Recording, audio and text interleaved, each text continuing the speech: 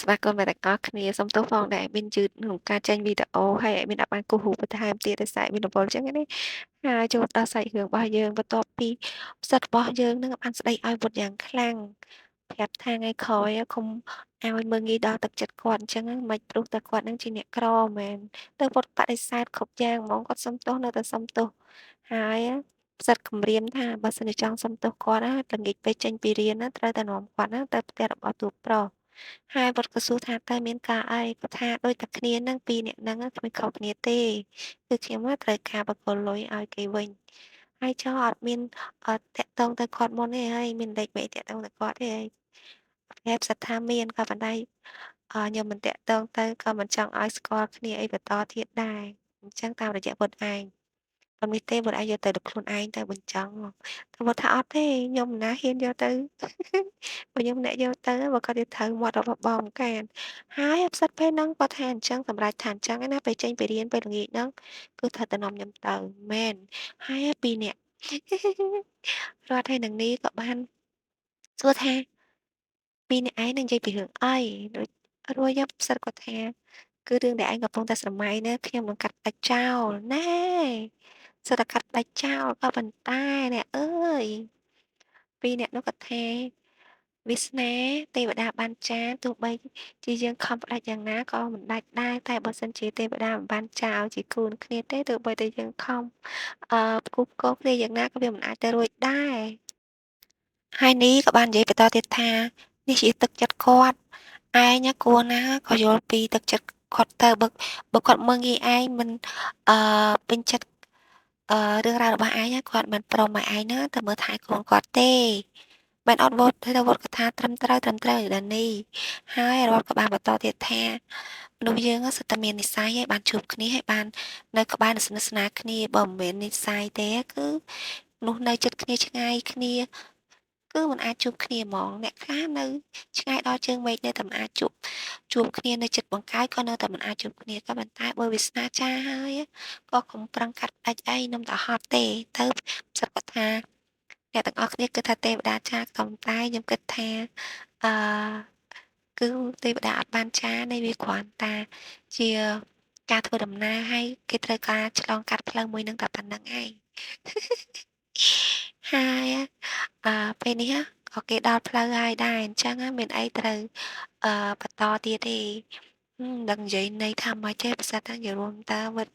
វងវាវែងឆ្ងាយខ្លាំងណាទៅប្រហែលអ្នកហ្នឹងក៏ថាតាមចិត្តចាំមើលពេលទៅដល់ហ្នឹងអាចឲ្យទៅម្ចាស់គេវិញកើតអត់មែនហើយដានីនឹងរត់ណាសុំទៅដែរទៅគាត់ថាគាត់អត់ហ៊ាននាំអ្នកណាទៅទេដោយសារផ្ទះបងគាត់ហ្នឹងបើមិនចាំបាច់សូម្បីតែគាត់ណាក៏មិនហ៊ានទៅដែរហើយពីអ្នកនោះក៏ថាអីដល់ថ្នាក់ហ្នឹងផងបងគាត់ចូលចិត្តស្ងៀមស្ងាត់មិនចង់ឲ្យអ្នកណារំខានមានបញ្ហាអីអឺគាត់អាស្រ័យនៅក្រុមហ៊ុនឬក៏កន្លែងstore របស់គាត់ទេតែបើរឿងផ្ទះមួយគឺអត់មានអ្នកណាទៅដាច់ខាតហ្មងហើយគាត់ថាអញ្ចឹងជាផ្សិតអាចទៅបានដែរហើយវត្តគាត់ថាគាត់នឹងសាកតាក់ទងទៅបងសិនពេលហើយអ្នកទាំងអស់គ្នាវត្តអត់ហ៊ាននិយាយថាផ្សិតហ្នឹងតាក់ទងទៅនឹងព្រោះតែចង់យកលុយទៅឲ្យអត់ទេដូចហើយទោះប្រុសអត់ពេលដែលអឺនិយាយគ្នាជាមួយវត្តហ្នឹងគាត់ក៏បានសួរថាខលមកគាត់ហ្នឹងមានការអីមានបញ្ហាអីមែនហើយវត្តក៏បាននិយាយថាអត់ទេអត់មានបញ្ហាអីទេគ្រាន់ថាអឺពិសិដ្ឋហ្នឹងចង់ទៅផ្ទះបងមានការហើយទូប្រុសក៏គាត់ថាមានការអីបានជាមកទាំងកណ្ដាលល្ងាចហ្នឹងគាត់ថាដោយសារពួកខ្ញុំអត់មានពេលពួកខ្ញុំជាប់រៀនហើយទូប្រុសគាត់ថាចាំបាច់កិច្ចការនោះសំខាន់អត់មកគាត់ថាគេថាសំខាន់ខ្ញុំមិនដឹងថាការងារអីដែរទេគ្រាន់តែគេពឹងពាក់ឲ្យខ្ញុំហ្នឹងតាក់ទងទៅបងហើយទូប្រុសគាត់ថាចុះលេខតាក់ទងបងឲ្យតែគេថាហេតុអីក៏គេមិនតាក់ទងមកប្រហែលជាគេបានដែរបងអើយទៅពេលទូប្រុសពេលហ្នឹងហ្នឹងអន់ចិត្តដឹងតម្លាក់ទឹកមុខចោលហ្មងណាគាត់ថាក្មេងនេះអ្វីដែលគួរអឺរក្សាអ្វីដែលគួរថែមិនខំធ្វើទេក៏ប៉ុន្តែអ្វីដែលមិនគួរធ្វើបែរជាធ្វើយ៉ាប់គិតតែខ្លួនឯងសំខាន់ចំពោះគេមែនទូប្រុសគិតតែលេខខ្លួនឯងហ្នឹងអេមណាស់មែនមានតម្លៃណាស់មែនអត់ទេអ្នកអើយគិតខុសហើយ ហើយទូប្រុសក៏ណាស់ហើយឲ្យនាំគេមកក៏បានដែរព្រោះថាប្រញាប់មកបន្តិចពេលយប់បន្តិចហ្នឹងបងមានតារៈហើយក៏អូយវិតហ្នឹងក៏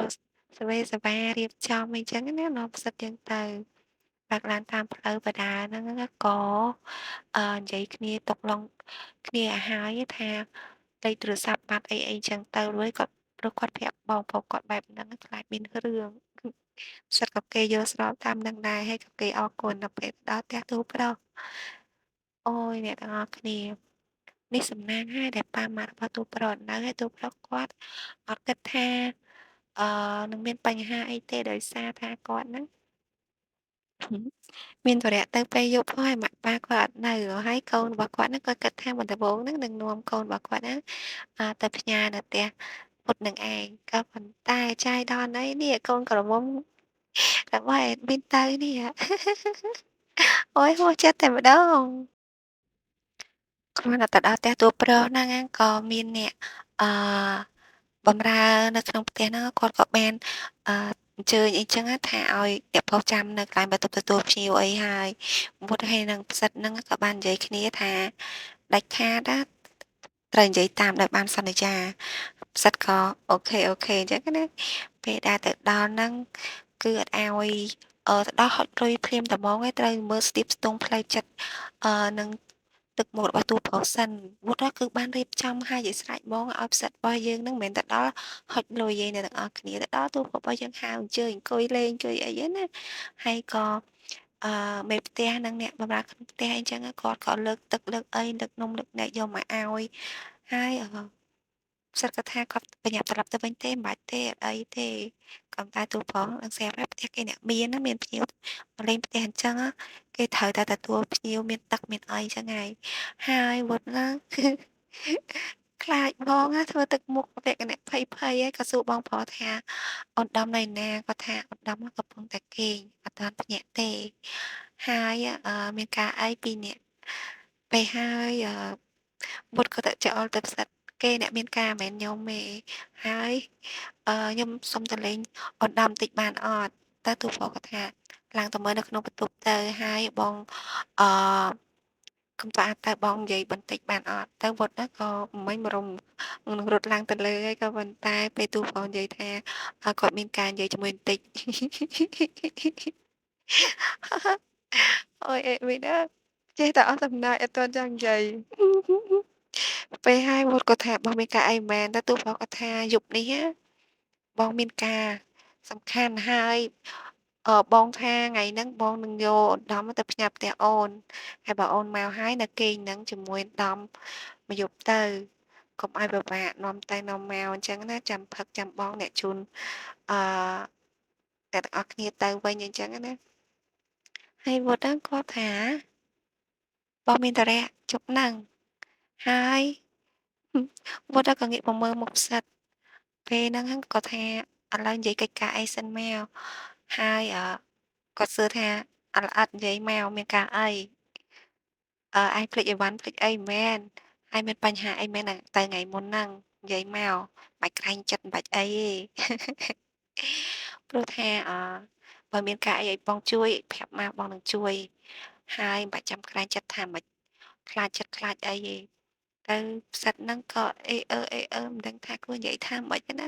ហើយគាត់ថាយប់ហ្នឹងបងពឹងតែទាំងពីរនាក់ហ្នឹងឲ្យជួយនៅមើលថែអូនដំទៅកែងឡោអូនដំរករឿងមិនម៉ាក់អីអាចជួយមើលគ្នាបានពីព្រោះឥឡូវនេះតាំងពីនៅជាមួយបងមករយៈនេះគេចេះខូចអត់ស្ដាប់បងទេហើយឥឡូវនិយាយកិច្ចការអីសិនមកដល់ពេលហើយផ្សិតហ្នឹងគឺអេហើយម្ដងដកស្រាមសបុតចេញពីកាបូបមកហើយទឹកមុខតួប្រុសរបស់យើងហ្នឹងលក្ខណៈថាដូចអត់សូវស្រស់ផងនឹកគិតមិនឯងមើលមុខពុតវិញអញ្ចឹងណាហើយមុតហ្នឹងគាត់ថាគាត់សញ្ញោណាថាមិនបាច់ចាំតន់និយាយមិនចាំធន់អីទេព្រោះថាបងប្រុសប្រហែលជាមានកិច្ចការសំខាន់ហើយមើលទឹកមុខគាត់អត់ស្រស់អីអញ្ចឹងណាគឺគេសញ្ញោគ្នាបែបហ្នឹងឯណាគាត់ថាគាត់បានភ្លេចរបស់អូយអ្នកទាំងអស់គ្នាពេលហើយទូប្រុសគាត់ថារបស់នោះសំខាន់អត់គាត់ថា គាត់ទៅដល់ផ្ទះគាត់ហត់ឃើញទេគាត់ភ្លេចសៀវភៅមួយក្បាលហើយតាមាននៅដោយតាមអីវ៉ាន់របស់ទូប្រុសនឹងអត់អីចឹងណារបស់លោកណាក់អីអត់ទៅពេលហើយរតនៈក៏បាននិយាយថាខ្ញុំតាំងពីអីវ៉ាន់ចូលមកដល់ហ្នឹងខ្ញុំអត់បានឆែកមើលអីទេហើយឥឡូវកិច្ចការសំខាន់ទៀតត្រូវជួបភ្ញៀវនៅពេលយប់នេះទៀតអញ្ចឹងពិសិដ្ឋហើយនឹងវុឌ្ឍណារកមើលខ្លួនឯងទៅនៅក្នុងបន្ទប់បងនឹងវលីអីហ្នឹងឯងពឹងជួយឆែកជួយអីមើលផងព្រោះថាតាំងពីមកដល់ក៏អត់តន់ឲ្យមេផ្ទះអីហ្នឹងឆែកមើលអីដែរព្រោះសិតតែរវល់ទាំងអស់គ្នាថាហើយថាទៀតថានេះហេកុំចង់ផ្ដាច់ពីទេវតាតែទេវតាចាគឺចាហើយផ្សិតណាស់ហួសចិត្តហ្មងមកនឹងដើម្បីហុចលុយឲ្យគេតែបែរប្រវែថាផ្លេចសៀវភៅត្រូវបានគេឲ្យទៅរកខ្លួនឯងអញ្ចឹងមានបានតែបដិសេធថាទៅផ្ទះវិញអីអត់ទេហើយគាត់ក៏បាននិយាយទៀតថាបារម្ភខ្លាចម៉ាក់ព្រួយហើយខ្លាចម៉ាក់ហ្នឹងបារម្ភពីខ្លួនឯងមែនអញ្ចឹងអឲ្យលេខគាត់មកចាំបងខលទៅសុំការអនុញ្ញាតពីគាត់ទៅផ្ទះគាត់ថាអត់អីទេចាំខ្ញុំអរកឲ្យខ្ញុំទៅផ្ទះខ្លួនឯងឯងអត់អីទេមិនបាច់ចាំបារម្ភទេគាត់ថាអឺមិនបងពឹងពាក់ប៉ុណ្ណឹងបានមែនឬមួយក៏អឺស្អប់ខ្ពើមផ្ទះបងមិនស្នាក់នៅផ្ទះបងអីចឹងណាទូផងនិយាយបងនឹងផ្អែមអីតាមទៅដើរលេងជាមួយគ្នាតែ2យប់3ថ្ងៃសោះហ្នឹងណាស្ទើរតែបងហ្មងណាហើយផ្សឹកក៏ថាអត់ទេដោយសារម៉ែនៅតែពីរនាក់ប្អូនចុះក៏ថាថ្ងៃមុនម៉ែក៏នៅតែពីរនាក់ប្អូនដែរមិនក៏ម៉ែអាចនៅបានហើយក៏យប់នេះសុំតែមួយយប់តាខ្លាចគេនិយាយដើមថាទៅណាមកណាប្តេជ្ញាផ្ដាស់មែនទុកឲ្យបងអ្នកខលទៅផ្ទះទៅមុតគាត់ទៅថាអស់សំណើចហ្មងអើយចង់បាយចង់តិចឯងបាយជាខ្លាចជាចងជាប់វិញអ្នកទាំងអស់គ្នាទៅវត្តក៏ធ្វើលាតដៃទាំងសងខាងធ្វើអាមុខបែបអត់ដឹងទេគាត់ធ្វើអញ្ចឹងណាដោះស្រាយខ្លួនឯងទៅហើយផ្សិតហ្នឹងគាត់ក៏ថាចាំខ្ញុំផ្ទេរទៅសុំម៉ែសិនអញ្ចឹងហ្នឹងអត់ដឹងថាគួរនិយាយអីទេណាបកស្រាយថាម៉េចបើយើងកុហកគេវាជ្រុលផ្លូវអីហើយទូប្រុសក៏ថាអញ្ចឹងខលទៅអ្នកមីងហើយអឺសុំការអនុញ្ញាតពីគាត់ទៅព្រោះថាបងអត់ដឹងទេអីវ៉ាន់ច្រើនតាំងពីមកហ្នឹងអត់ទាន់បានហើអីអត់ដឹងថាវានៅណាទេផ្សិតជើងចង់ប្រាប់ថាកុហកទេក៏ប៉ុន្តែអត់ហ៊ាននិយាយឯងឃើញទូប្រុសរបស់យើងហ្នឹងកំពុងតែទឹកមុខអត់សូវរីករាយផងណាហើយទូប្រុសដល់ពេលតែផ្សិតហ្នឹងគាត់ខលទៅផ្ទះម៉ែអ្នកទាំងអស់គ្នាដើម្បីឲ្យទូប្រុសហ្នឹងរៀងលក្ខណៈថាសប្បាយចិត្តបន្តិចណាតែខលទៅម៉ែគាត់ក៏បានលើកហើយគាត់ក៏បានសុំម៉ែគាត់ហ្នឹងស្នាក់នៅផ្ទះបងរបស់វុឌ្ឍហ្នឹងមួយយប់ដោយសារគាត់មានธุរៈសំខាន់ពឹងឲ្យជួយមើលកូនឲ្យអញ្ចឹងណាម៉ែគាត់ក៏ថាអីទេនៅទៅម៉ែក៏អត់បារម្ភដែរបើនៅផ្ទះនងនៅផ្ទះវុឌ្ឍអីហ្នឹងគឺម៉ែអត់បារម្ភទេក៏មកផ្ទះអ្នកផ្សេងដែលម៉ែអត់ដែរស្គាល់ម៉ែគាត់ជាអត់ព្រមទេធម្មតាមិនថាយើងក្រឬក៏មានទេទឹកចិត្តម្ដាយគឺគាត់តែបារម្ភពីកូនអ្នកមានគេបារម្ភតាមបែបកូនអ្នកមានហើយយើងអ្នកក្រម្ដាយឪពុករបស់យើងក៏បារម្ភពីយើងដូចតែគ្នាដែរទៅគាត់ហ្នឹងក៏ផ្ដាំថាអរគុណដល់ទូប្រុសអញ្ចឹងណា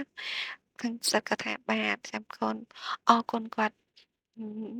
ទូប្រុសក៏រៀងសប្បាយចិត្តបន្តិចទៅហើយគាត់ក៏បានប្រាប់ថាឡើងទៅលើទាំងពីរនាក់ទៅបងរៀបចំខ្លួនទៅអឺកន្លែងការងារបងហើយបងពិតជាសប្បាយចិត្តខ្លាំងមែនទែនឯងទាំងពីរនាក់តែងតែមកជួយបងនៅពេលដែលបងហ្នឹងជួបការលំបាកជានិច្ចចាំថ្ងៃក្រោយបងនឹងឲ្យរង្វាន់ហើយរង្វាន់ពិសេសចង់បានអីក៏បានដែរតែផ្សិតថាអត់ចង់បានអីទេបដិសេធដល់លឿនហ្មងវត្តគាត់ថាខ្ញុំចង់បានតែបងធ្វើកិច្ចការបងឲ្យហើយសិនណាចាំថ្ងៃណាខ្ញុំត្រូវការចាំខ្ញុំសុំអើយកុំផ្សិតឲ្យដូចវត្តសោះហើយទូប្រុសក៏បានផ្ដាំទៅអ្នកមីងមេផ្ទះអញ្ចឹងណាឲ្យពឹងជួយមើលអូនដំផងហើយបងអ្នកបម្រើផ្សេងទៀតអីចឹងណាឲ្យជួយមើលខ្វះខាតអីមើលការខុសត្រូវដល់ពីអ្នកនឹងផងចឹងណាហើយគាត់ក៏ផ្ដាំថាខោអាវបងហ្នឹងពួកឯងនៅគ្នាស្លៀកទៅស្លៀកអាណាត្រូវអាណាអីហ្នឹងរបស់ថ្មីថ្មីអីនៅក្នុងទូផ្សេងទៀតហ្នឹងពុតដឹងស្រាប់អីពុតអីពុតធ្លាប់មកតែផ្សិតហួសចិត្តហ្មងណាមើលមុខគ្នាខ្នាញ់គ្រឹះហើយគាត់ក៏ចេញទៅបញ្ញាបញ្ញាប់ផងមុនបងថានឹងយកកូនទៅតែដោយសារកូនកំពុងតែគេងថាយកទៅផ្ញើផ្ទះវត្តទៅរំទៅដល់ម៉ោងទៅធ្វើការឥឡូវនេះបញ្ញាបញ្ញាប់ទៅធ្វើការណែអ្នកទាំងអស់គ្នាអត់មានអត់ដឹងនិយាយថាម៉េចទេ ថាតួប្រុសរបស់យើងហ្នឹងមានការងារពិតមែនឬអត់ព្រោះថាបងធម្មតាបើមានកិច្ចការអីចឹងយើងត្រូវត្រៀមហើយក៏ត្រូវខលសួរអ្នកណាដែលថាអាចទំនេរមើលកូនបានហើយឪពុកម្ដាយគាត់អត់នៅផ្ទះផងណាហ៊ានទុកកូនឲ្យឬក៏ទៅផ្ញើគេភ្លាមៗមែនទេអ្នកនរគ្នាដោយអ្វីដែលមានគិតអញ្ចឹងពេលថាទូប្រុសប្រញាប់ប្រញាប់ចេញក្រៅបើកឡានចេញទៅហ្នឹងអត់ជិះម៉ូតូទេគេជិះឡានបើកឡានចេញទៅហ្នឹងគាត់ក៏គិតក្នុងចិត្តគាត់ថាឥឡូវស្មានតែយើងតាមឯងមិនទាន់មែនមកនេះគ្មានអីក្រៅពីអឺរឿងលុយនោះទេចរិតរបស់ឯងយើងស្គាល់ច្បាស់ណាស់អញ្ចឹងយើងនឹងចាក់បដ ாய் ឲ្យឯងហ្នឹងស្គាល់រសជាតិមិនយល់ពីទឹកចិត្តរបស់គេយើងដឹងថាឯងហ្នឹងអឺជាមនុស្សល្អជាក្មេងដែលល្អមិនចង់បានរបស់អ្នកដទៃចង់ជួយគេទៅវិញទៅមកក៏ប៉ុន្តែឯងដឹងអត់ថាឯងបានជួយខ្ញុំច្រើនណាស់ធ្វើឲ្យចិត្តខ្ញុំផ្លាស់ប្ដូរបានច្រើនយ៉ាងណានេះគ្រាន់ជាតិចតួចប៉ុណ្ណោះដែលខ្ញុំបានសងគុណឯង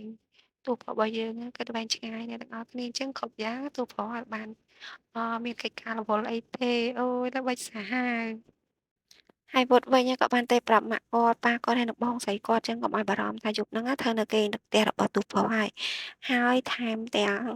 គាត់បានប្រាប់ទៀតថាគាត់ហ្នឹងមកគេមិនមែនតែម្នាក់ឯងទេមកទាំងផ្សិតថែមទៀតហើយម៉ាក់គាត់ឡើងឆ្ងល់ថាមានការអីហេតុអីគាត់ប្រាប់ទុកមុនអញ្ចឹងទៅគាត់ថាអត់ដឹងទេព្រោះអីបងប្រុសមានការរវល់ភ្លាមៗអញ្ចឹងគាត់ក៏អត់ដឹងដែរអត់បានរៀបចំស្បែកតខោអីក៏អត់បានយកមកផ្លាស់ដែរគឺស្លៀកពាក់ខោបងដោយសារអូនគេងលក់អញ្ចឹងបងគាត់បានយកទៅគាត់ចាំតអូនផ្ញើចាំថាយកទៅផ្ញើនៅផ្ទះយើងតែចែកដល់ឯពួកខ្ញុំមកដល់មុនអញ្ចឹងក៏ផ្ញើនៅពួកខ្ញុំមើលអូនទៅម៉ាក់ប៉ាគាត់ថាអញ្ចឹងគេងក៏គេងទៅអាប្រាប់ប៉ាម៉ាក់អញ្ចឹងក៏អស់បារម្ភហើយក៏ប៉ុន្តែអឺរមនាអ្នកទាំងអស់គ្នាហាក់បីដូចជាស្រពោនទឹកមុខបន្តិចហ្នឹងណាគាត់ថាមួយរយៈនេះហេតុអីក៏ទូប្រុសរបស់យើងហ្នឹងប្លែកពិសិដ្ឋគឺជាអ្នកដទៃសុទ្ធសាធហើយក៏អត់ដែលមានភាពស្និទ្ធស្នាលឬក៏មិនដែរគ្រាន់តែថាទើបតែស្គាល់គ្នាក៏ប៉ុន្តែមិនថាដើរលេងមិនថាស្នាក់នៅក្នុងផ្ទះមិនថាជួយគឺច្រើនខ្លាំងមែនតើថាទូប្រុសរបស់យើងហ្នឹងកំពុងតែគិតអីក្នុងចិត្តរបស់គាត់កំពុងតែខ្វាយខ្វល់រឿងហ្នឹងអញ្ចឹងណាហាក់បីដូចជាសង្ស័យថាតួប្រុសហ្នឹងអាចនឹងមានចិត្តលើផ្សិតហើយមើលទៅពេលដែលរមណីហ្នឹងកំពុងតែស្រពោនទឹកមុខម៉ាក់គាត់ក៏បានសួរថានាងកើតអីកូនតែនាងគាត់ថាគាត់អត់បានកើតអីទេគាត់ថាការងារច្រើនថ្ងៃហ្នឹងហត់ខ្លាំងណាស់ម៉ាក់អើយហើយឥឡូវពីរនាក់នោះអត់នៅបានជួយនៅហាងអីទៀតអញ្ចឹងរឹតតែពិបាករឹតតែហត់ខ្លាំងទៀតហ្នឹងណាហើយម៉ាក់គាត់ក៏ថាអញ្ចឹងណារឿងហេតុកើតឡើងភ្លាមៗគ្មានអ្នកណាដឹងមុនទេអត់បានមានណាគេរៀបចំជួយអីកូនធានាឬបុគ្គលិកបន្ថែមទៀតទៅស្គួរទៅកូនព្រោះថាយើងកាន់តែបរិច្មុខរបរយើងអញ្ចឹងណាគឺត្រូវការមនុស្សកាន់តែច្រើនកុំគិតអារឿងប្រាក់ចំណេញយកច្រើនអីហ្នឹងយើងគិតតែមួយល្មមយើងកម្លាំងយើងអាចទៅរួចហើយក៏យើងអាចជួយដល់អ្នកដទៃបានទៀតអញ្ចឹងការងាររបស់យើងរឹតតែរលូនទៅកូនរមនាក៏គាត់និយាយឆ្លើយចាស់ព្រមព្រៀងជាមួយម៉ាក់គាត់ណាហើយគាត់ក៏សុំទៅសម្រាកក៏ប៉ុន្តែទៅដល់បន្ទប់សម្រាកគាត់ចាប់ផ្ដើមអឺទម្លាក់ទឹកមុខហើយនឹកឃើញតាំងពីស្រោមសបុតលុយតាំងពីអីមកចាប់ហ្នឹងក៏គាត់ថាហាក់ដូចជារឿងទាំងអស់ហ្នឹងវាមិនមែនជាអឺរឿងចៃដន្យណាវាជាការដែលបំណងរបស់ទូប្រុសគាត់គិតភ្លាមហ្មងអ្នកទាំងអស់គ្នាហើយក៏គាត់នឹកឃើញសម្ដីបុត្រនៅពេលដែលគាត់ទូប្រុសមកលេងផ្ទះហើយញញឹមសប្បាយចិត្តអីចឹងត្រេកអរនៅក្នុងផ្ទះរាល់ថ្ងៃតែងតែរីករាយហើយបុត្រក៏បាននិយាយទៅកាន់បងស្រីថាកុំអាលតន់គិតយល់ច្រឡំគ្រាន់តែគេមកផ្ទះយើងពេលខ្លះអាចនឹងគេគ្រាន់តែមកទុរៈឬកូននេះបងកុំគិតថាកុំតើអាសប្បាយចិត្តថាអាចនឹងមានសង្ឃឹមអីព្រោះថាក្តីសង្ឃឹមយើងមិនមែនមិនឲ្យសង្ឃឹមទេក៏ប៉ុន្តែសង្ឃឹមគួរអ្វីដែលអាចទៅរួចព្រោះថារឿងខ្លះបើសិនជាគាត់គិតដល់បងគាត់មានចិត្តលើបងគាត់មិនអាចរងចាំដល់ថ្ងៃនេះច្រើនឆ្នាំហើយចឹងទេពួកបងត្រៀមចិត្តបានគឺកាន់តែល្អព្រោះខ្ញុំខ្លាចថាវាជារឿងផ្សេងមួយទៀតទេគាត់នឹកឃើញដល់សម្ដីបុត្រកន្លែងហ្នឹងគឺគាត់ហាក់បីដូចជាបូកបញ្ចូលគ្នាទៅវារឿងហ្នឹងវាចងវាទំនាក់ទំនងនឹងផ្សិតកាន់តែច្រើនឡើងអញ្ចឹងតើគាត់ហ្នឹងនឹងផ្សិតហ្នឹងនឹងអាចនឹងប៉ះទង្គិចគ្នាឬយ៉ាងណាពេលនេះណាក៏អត់ទាន់ដឹងដែរអ្នកទាំងអស់គ្នា ហើយបែរមកខាងតួប្រុសរបស់យើងវិញនេះចាគឺសប្បាយចិត្តខ្លាំងៗតែម្ដងបានខលទៅប្រាប់អ្នកមីមេផ្ទះថាមិនបាច់បើកបន្ទប់ទទួលភ្ញៀវទេគឺឲ្យពីរអ្នកហ្នឹងណាស្នាក់នៅក្នុងបន្ទប់របស់គាត់នឹងទៅជាមួយអូនដំនឹងតែម្ដងទៅឲ្យនៅគេងទាំង3នាក់តែហ្មងអូយេអ្នកទាំងអស់គ្នាអ្នកបម្រើនៅក្នុងផ្ទះរួមទាំងមេផ្ទះគាត់ក៏បានមើលមុខគ្នាតែម្ដងណាព្រោះឲ្យលើកទី1ហើយដែលអទូប្រុសរបស់យើងណាឲ្យអ្នកដទៃមកគេងនៅក្នុងបន្ទប់កូនរបស់គាត់ហើយនឹងគាត់ណាគឺគាត់ណាកំណាញ់ខ្លាំងណាស់រឿងបន្ទប់គាត់មួយបន្ទប់ភ្ញៀវមានមួយកណោតែឲ្យមានគេទៅគេងទេអញ្ចឹងធ្វើឲ្យអ្នកនៅក្នុងផ្ទះហ្នឹងរឹតតែខ្លាចនឹងអំណាចភ្ញៀវថ្មីហ្នឹងហើយគាត់ថាភ្ញៀវថ្មីហ្នឹងបែរជាមនុស្សពិសេសថាវុធហ្នឹងគឺជារឿងធម្មតាដោយសារប្អូនថ្លៃរបស់គាត់ហ្នឹងចេញចូលផ្ទះគាត់ហ្នឹងជារឿងធម្មតាក៏ប៉ុន្តែនេះពិសិដ្ឋហ្នឹងជាអ្នកណាធ្វើឲ្យអ្នកនៅក្នុងផ្ទះមានជាការខ្សឹបខ្សៀវគ្នាខ្លាំងតែម្ដងបន្ទាប់ពីនិយាយជាមួយទូប្រុសរបស់យើងចប់ហើយគឺមានជាការត្រូវអឺចាំយកចិត្តផ្សិតយើងទៀតអូយអ្នកទាំងអស់គ្នាអើយខ្លាចធ្វើអីមួយនឹងខុសឆ្គងចំពោះផ្សិតទៅមានរឿងដល់ខ្លួនពួកគាត់ព្រោះថាទូប្រុសរបស់យើងគឺកាចខ្លាំងណាអ្នកណាក៏ដឹងដែរហើយទូប្រុសបានខលហៅសម្បត្តិដែលជាមិត្តភក្តិរបស់គាត់ហើយនឹងអឺមិត្តភក្តិផ្សេងទៀតហ្នឹងឯងមកញ៉ាំអីនៅផ្ទះទាំងអស់គ្នាតែមិនមែននៅផ្ទះគាត់ហ្នឹងឯណាគឺនៅនេះហើយមានច្រឡំនៅការ៉ាសម៉ូតូរបស់គាត់សង្ឃធ្វើឲ្យសម្បត្តិមានអារម្មណ៍ថាទូករបស់យើងនឹងកើតអីឬក៏មានបញ្ហាអីឬក៏មានទុក្ខកង្វល់អីបានហៅពួកគាត់ទៅយប់អញ្ចឹងណាគ្មានដឹងរឿងទេរតនាបានរៀបចំឲ្យសពគ្រប់ទាំងអស់ហើយអាចជាក់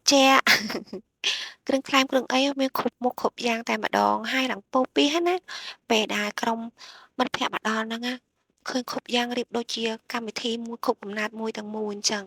ក៏ប៉ុន្តែអត់មានកម្មវិធីអីទេមិនដឹងថាទូប្រុសនឹងកើតអីប៉ុន្តែសម្បត្តិហ្នឹងគឺបារម្ភខ្លាំងគាត់មកដល់ក៏គៀកកតតួប្រុសក៏សួរថាអាម៉ាក់ឯងកើតអីមានបញ្ហាអីមែនបានឯងផឹកទាំងយប់អញ្ចឹងហើយគាត់ក៏បានមើលទៅទឹកមុខទូប្រុសហើយទូប្រុសក៏បាននិយាយថាឯងមើលទឹកសម្លឹងមកមើលទឹកមុខយើងមើលថាយើងសមជាអ្នកកើតទុកអត់គាត់ថាទឹកមុខអញ្ចឹងវាមិនសមថាអ្នកកើតទុកអីក៏ប៉ុន្តែបើឯងមិនកើតទុកឯងមិនមានបញ្ហាហេតុអីក៏ផឹកស្រាទាំងយប់អញ្ចឹងហើយគាត់ថាតាមមនុស្សផឹកស្រាសិតតែអ្នកពិបាកចិត្តទាំងអស់មែនសិតតែអ្នកមានទុកមានកង្វល់ទាំងអស់តែមែនអត់តែអ្នកផ្សេងទៀតថាអត់ទេជប់លៀកក៏គេផឹកជួបជុំគ្នាសប្បាយជួបរឿងដែលសមបំណងក៏គេផឹកជួបរឿងខកបំណងក៏ផឹកហើយគាត់ថាធម្មតាស្រាគឺមានចំណុចល្អតែខ្លាចតែមនុស្សឯដែលបែងចែកវាអត់ត្រូវកលៈទេសៈអីចឹងណាគាត់ថាពេលខ្លះស្រាក៏បែងចែកអារម្មណ៍របស់មនុស្សអត់ត្រូវដែរព្រោះដោយសារថា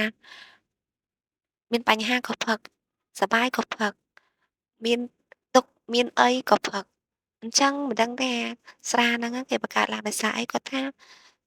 បង្កើតឡើងដោយសារអីគឺដោយសារតែគេចង់បង្កើតហ្នឹងហើយកុំខ្វល់សំខាន់ទៅលើថាយើងគួរប្រើបែបណាកលៈទេសៈណាឯងតែពេលនេះយើងចង់ប្រាប់ថាដោយយើងហត់នឿយច្រើនហើយ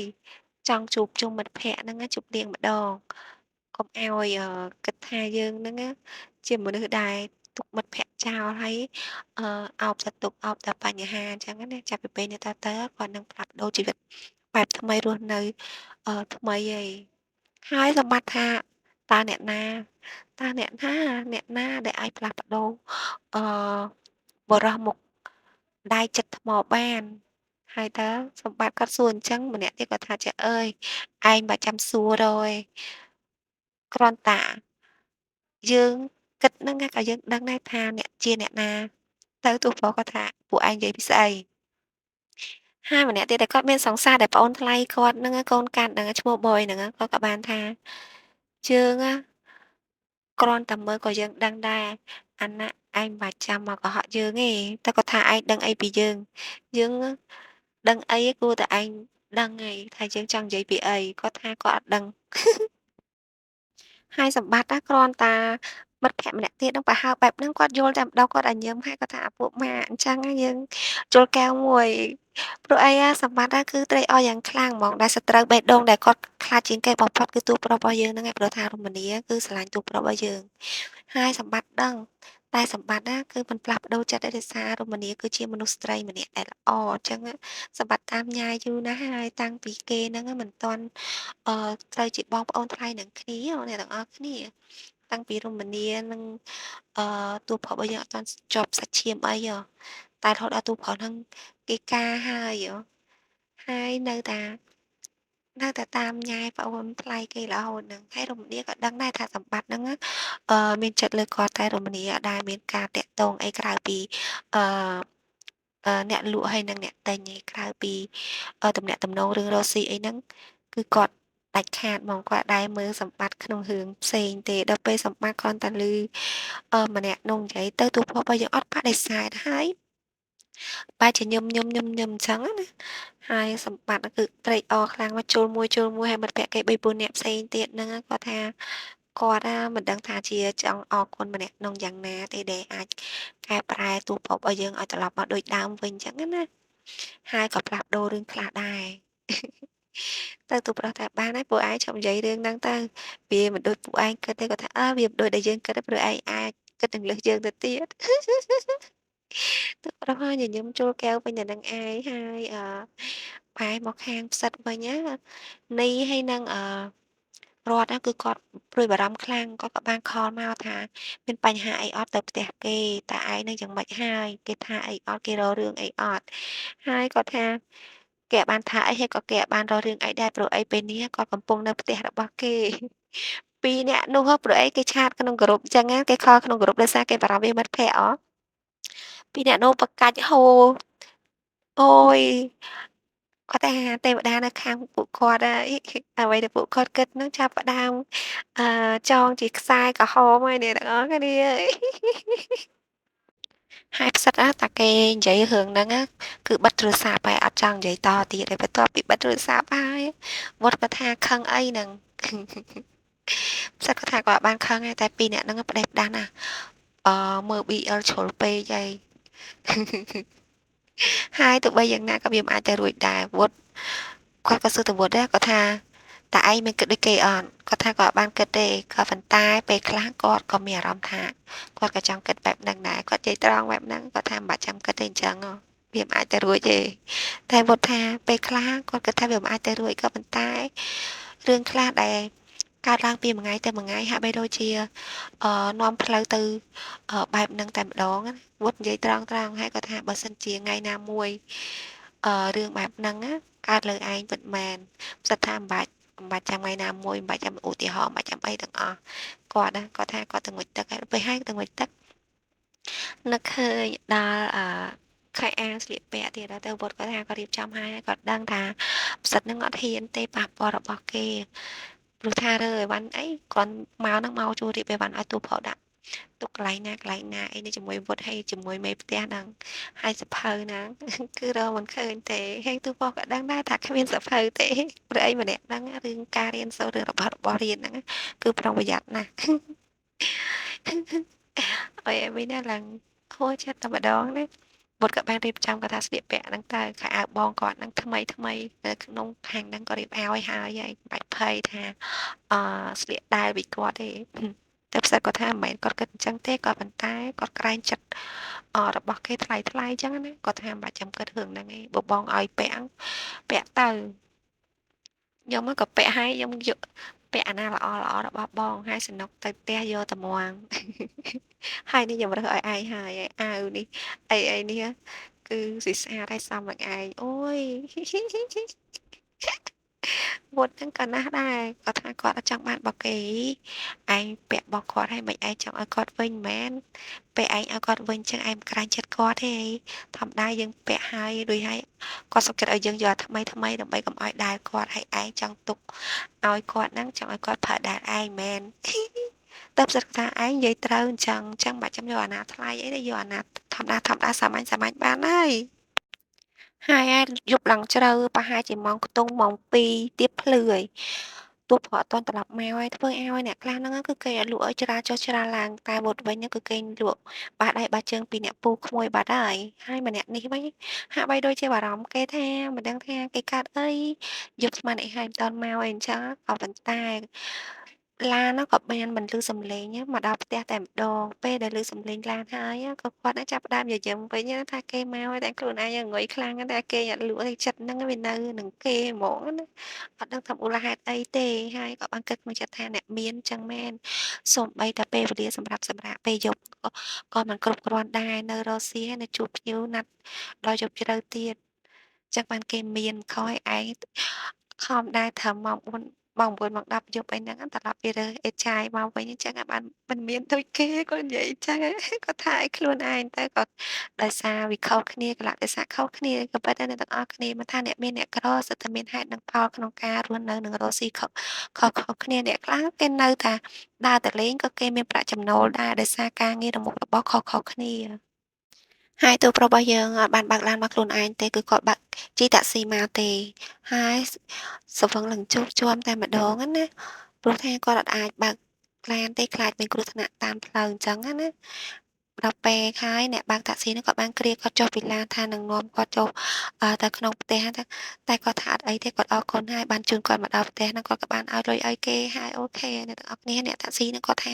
ខ្ញុំជូនលោកទៅដល់ក្នុងហើយកុំឲ្យលោកពិបាកពេលនេះលោកក៏លំបាំងខ្លាំងណាស់ដែរគាត់ថាគាត់អរគុណណាស់ដែលបារម្ភពីគាត់បជាសុំទោសខ្លាំងណាស់ដែលធ្វើឲ្យលំបាកដល់អ្នកផឹកតាក់ស៊ីអញ្ចឹងណាគាត់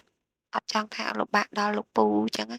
មកគ្រាគាត់ហត់នឿយជាមួយគាត់អីចឹងណាគាត់ថាគាត់ទេដែលអរគុណទូប្រុសរបស់យើងអរគុណលោកអញ្ចឹងណាដែល